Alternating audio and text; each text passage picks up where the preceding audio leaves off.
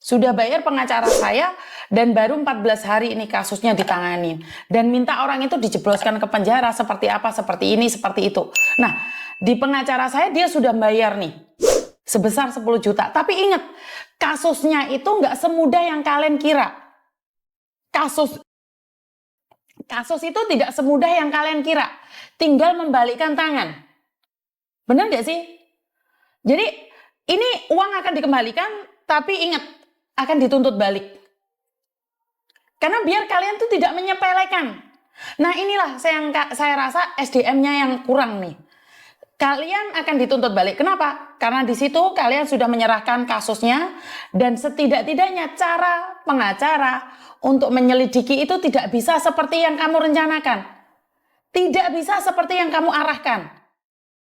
Tidak ada, Mbak. Jadi sekali lagi pengacara saya akan mengembalikan uangnya nih buat Mbak dari Banyuwangi. Pengacara saya karena kamu nggak ngangkat telepon. Kamu nggak ngangkat telepon saya, jadi nggak apa-apa. Kuasa hukum itu rumit dan butuh waktu. Butuh waktu. Kasus hukum itu tidak bisa 14 hari selesai. Tidak tahu bagaimana caranya bohong atau tidak. Namanya pengacara nyelidiki. Pengacara sampai anaknya siapa itu, anaknya artis itu bilang apa? Nggak mau deh jadi pengacara, banyak bohongnya. Bener nggak? Siapa sih anaknya artis itu? Seperti itu kan? Ya karena mereka harus berputar otak untuk bisa melakukan apa ya, penangkapan atau eksekusi. Dan ingat, pengacara bukan yang nangkap. Jadi buat mbak-mbak yang mengharapkan kasus cepat selesai, bayar pengacara bukan berarti kasusmu itu selesai. Bayar pengacara bukan berarti kasusmu selesai. Karena kamu di awal hanya minta videomu di take down. Untuk pelaporan ini itu butuh waktu, butuh uang. Jadi buat mbaknya ini saya sudah telepon berkali-kali ya. Karena saya tidak ingin ini akan jadi fitnah. Minta nomor rekeningmu. Mulai kemarin dia ngejar-ngejar saya terus. Saya akan minta sama pengacara saya untuk dikembalikan uangnya. Bagi kalian yang tidak percaya dengan pengacara saya, harusnya kalian jangan ngeblok pengacara saya.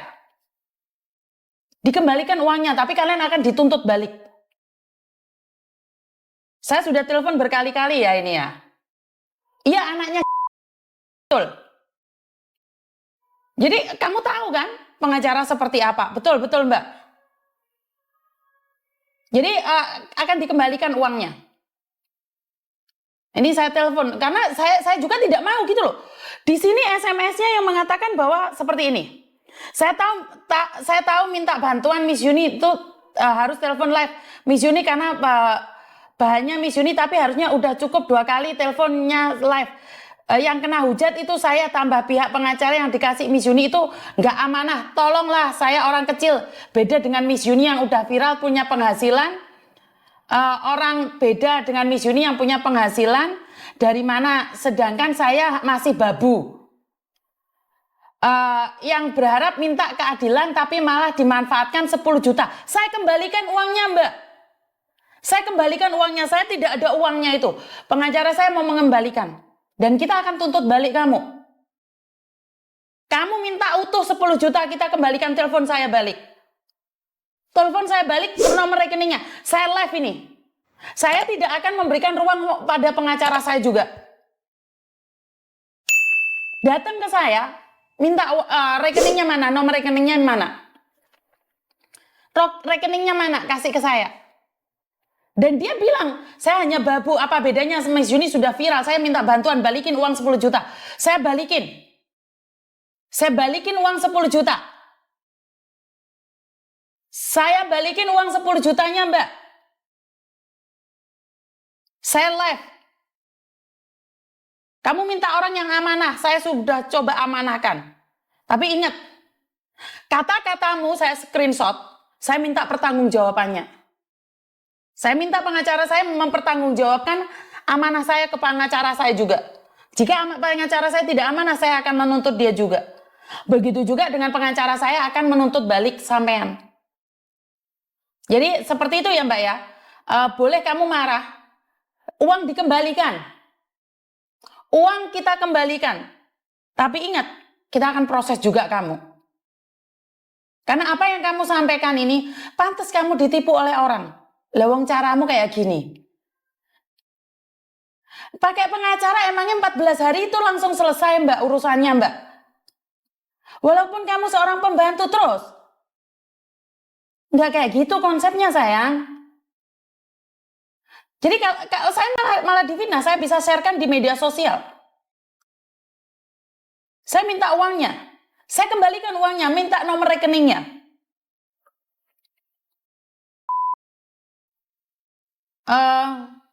Saya mohon untuk berbicara dengan saya.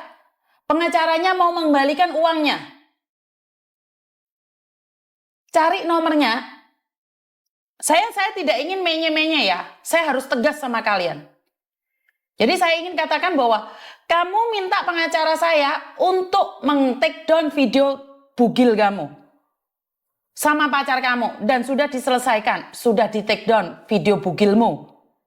Tapi jika kamu tidak percaya dan kamu meminta uangmu 10 juta di pengacara saya mengatakan akan dikembalikan. Akan dikembalikan. Tapi bukan saya yang mengembalikan karena uangnya tidak saya makan. Saya tidak pernah ngambil uang dari siapapun.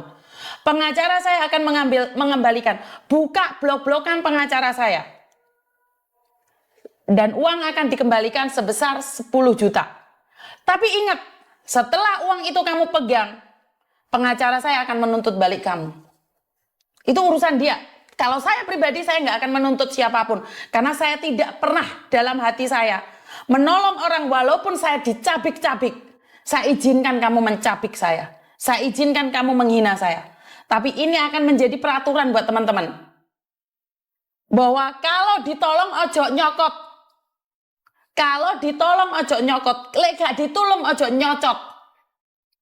Paham ya maksud saya ya? Jadi hukum itu tidak bisa sehari dua hari.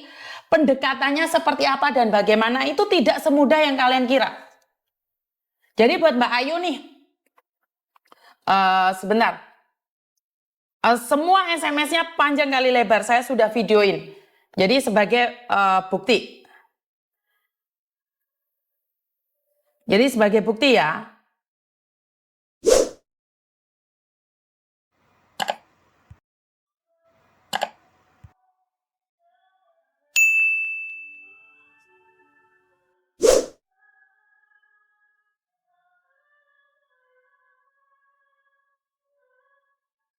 Karena adiknya juga pernah keluar negeri, saya bantu nih dengan Pak Firman dulu.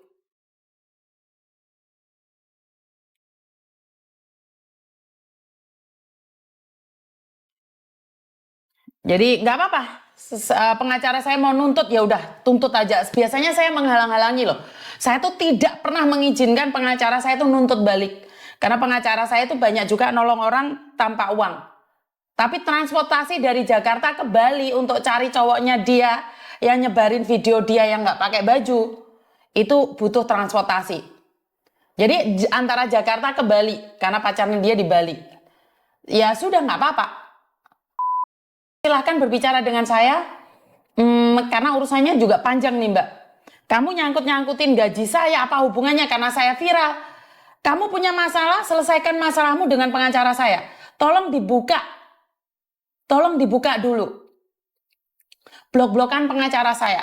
Saya tidak ingin ini menjadi bumerang buat saya secara pribadi. Jadi akan dikembalikan. Akan dikembalikan. Sebentar. Pengacara saya mau balikin uangmu.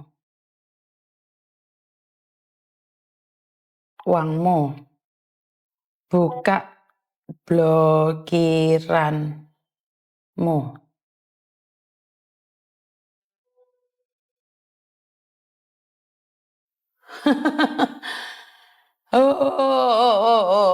Nolong orang gini amat ya. Kenapa? Keluar oh. Adikmu di luar negeri saya bantu kamu untuk menyelesaikannya. Sekarang kowe nyokot aku. Gak apa-apa, aku gak kira nyokot balik. Pengacara mau nuntut kamu balik itu urusanmu. Saya nggak ngurusin itu. Saya cuma rekomendasi, bukan berarti pengacara saya nggak kerja, itu aja. Sama dengan PT. Kalau kamu ikut PT terus kamu nggak sabar, ya terserah kalian, urusan kalian itu. Bener nggak sih? Kalau kalian nggak sabar ya terserah ya.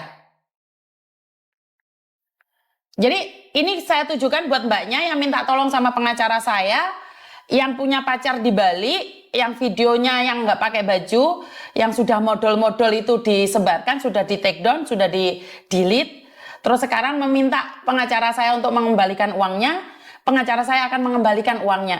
Satu. Dan kedua, pengacara saya akan menuntut balik dengan apa yang kamu katakan, bagaimana kamu membuat ontran-ontran ini. Karena kamu sendiri yang mempercayakan itu pada pengacara. Gue dolanan karo pengacara, gak kayak ngono konsepnya. Jadi gak ada yang namanya proses hukum itu instan. Gak ada proses dalam suatu proses itu instan, gak ada mbak. Kecuali kamu nyepoti bajumu sendiri, itu instan, lepas langsung benih. Tapi pakai pengacara, pakai polisi nggak ada yang instan. Semuanya pakai strategi. Jadi uangmu dikembalikan, tapi kamu akan dituntut balik. Jadi saya nggak akan ikut campur nih dengan apa yang dikatakan oleh pengacara saya. Saya nggak mau ikut balik. Terserah dah, mau ngapain aja terserah dah. Jadi saya tidak ingin menjadi masalah yang besar ya. Sebentar. Buka blokiramu.